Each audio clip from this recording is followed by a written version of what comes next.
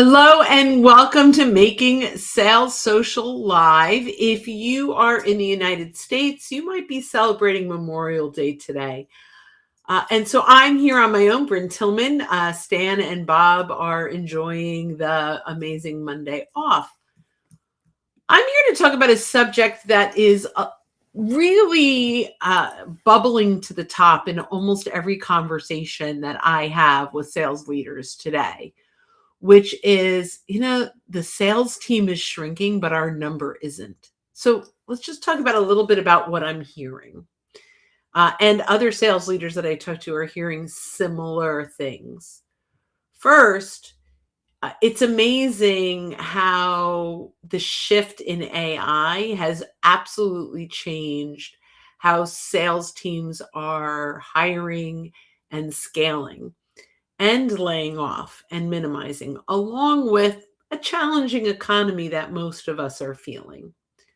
So, when I'm talking with these sales leaders, either they've consciously laid off people or there's turnover and they're not replacing them.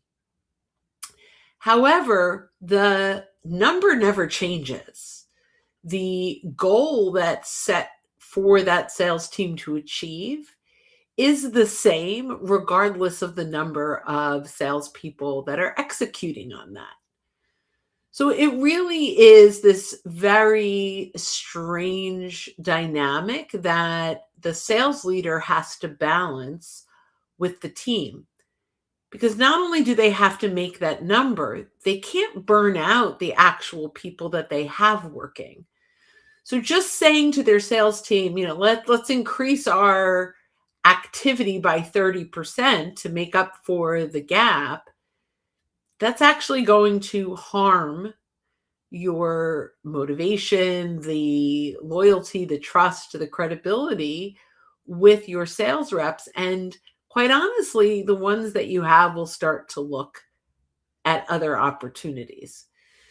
So, as talking with some of these sales leaders and understanding that the pressure has never been greater, this combination of AI that they're expected to use to replace some of that sales talent, the pressure of a difficult economy, and an ever shrinking team. So, we've kind of put together some ideas of what sales leaders can do with this uncomfortable truth, right?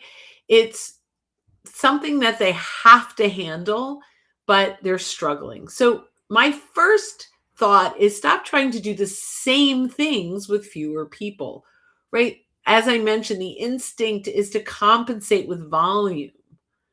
And that's kind of a universal thing I'm hearing from sales leaders, right? We just need to do more. We need to hustle. And that is not working. More calls, more sequences, more campaigns, more activity is not going to fix the capacity problem. It's just going to burn out the people that you have left. So let's start thinking about really diving down into what's really working and converting and how we can substitute out successful prospecting with volume prospecting. What I think you'll start to see is that the prospecting that's working is relationship driven. And so the volume is really cut down deliberately, intentionally, and will start to convert at a higher rate. So often we talk about slowing down our outreach to speeding up our outcome. And this is the perfect place to do this. Anything that has low conversion rates that take up a lot of time needs to be swapped out for the activities that will convert faster at a higher level of credibility and create more conversations with the right people. So, what could that look like? Personally, I think spending more time on getting client referrals and building deeper relationships with networking partners where you can make mutual introductions for one another should be a primary focus, especially when the the sales rep has a deep relationship with those clients. This can be a slight challenge if you have people that are booking the first meeting, closing the deal, and then client success who's maintaining that relationship. So you may have to kind of look at what does that look like, and do we go to market together? Does the client success professional and the hunter engage on creating more client conversations that convert to referrals? Also, often we think of one buyer as our key person that we're going to ask for referrals from, when in actuality, we might have 6, 7, 8 relationships inside of an account, all of which could be prime for some introductions and referrals. Here's the challenge when it comes to that, though. When we ask them for referrals, they typically don't know who they know that we want to meet. And that's where LinkedIn can be incredibly powerful. So if you're using the free LinkedIn, or even if you're using Sales Navigator, this is a free feature inside of LinkedIn.com that you can use. Create a first degree search of your ICP.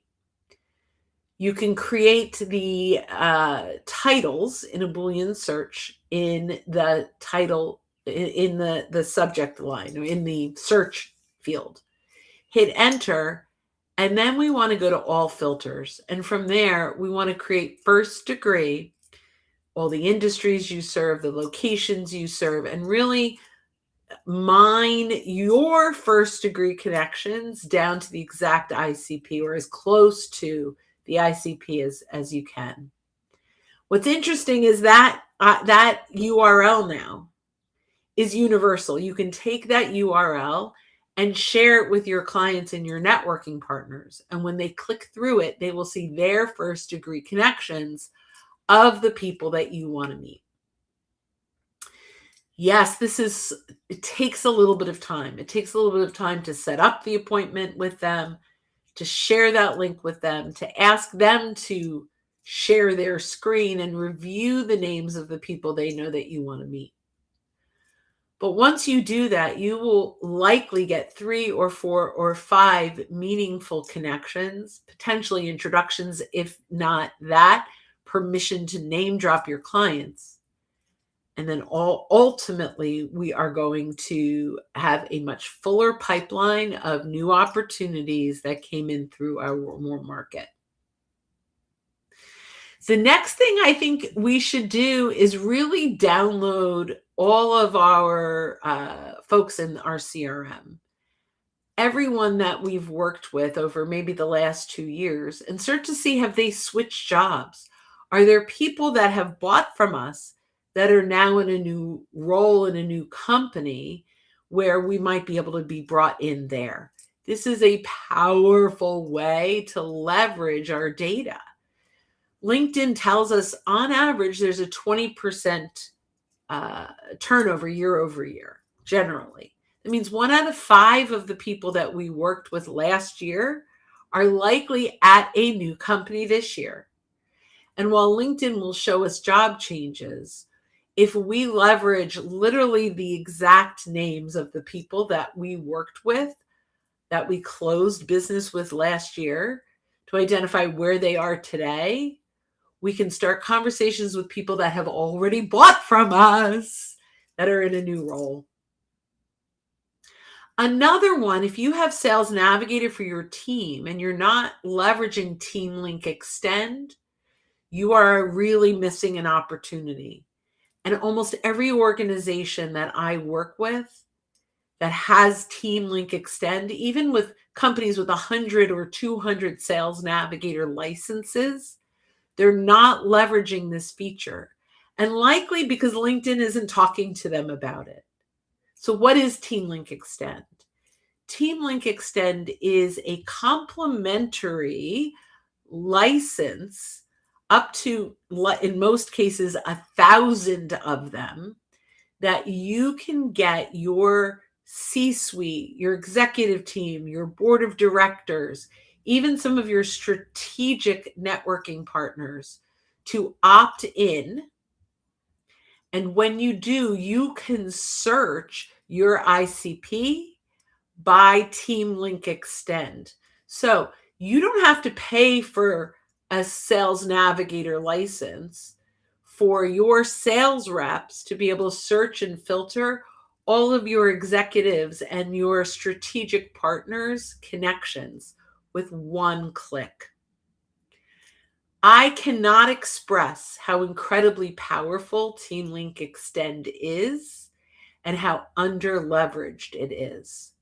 So if you are struggling to get your sales team, especially, they've got Sales Navigator, to really hone in on their ICP and their social proximity, their warm market, look into TeamLink Extend. And by the way, I'm always happy to have a conversation with any sales leader that's looking to leverage this or any other Sales Navigator feature the right way. Just reach out. I love having these conversations.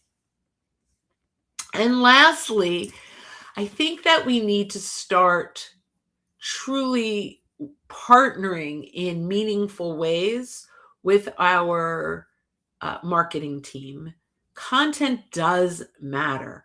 Content builds familiarity. It builds trust and credibility. When people are vetting us, whether they came in through a warm referral or because they found us in a search, content really matters. Now, you may say, well, we've got content. Our marketing is creating great content. But is that content the right content that supports your sales team to start those first conversations? They can't be product focused. And if they are education focused, they typically need to be education really at the phase before they even know they're looking for your solution. This is something I learned from David Newman when I first started as an entrepreneur. You need to identify what are they searching and what are they self-educating on before they even recognize that there is a challenge that you can help them solve. And when you can provide enough value and trust and credibility early on in that sales cycle, that content will open up conversations that will lead to you being the vendor that educated them early on in the process.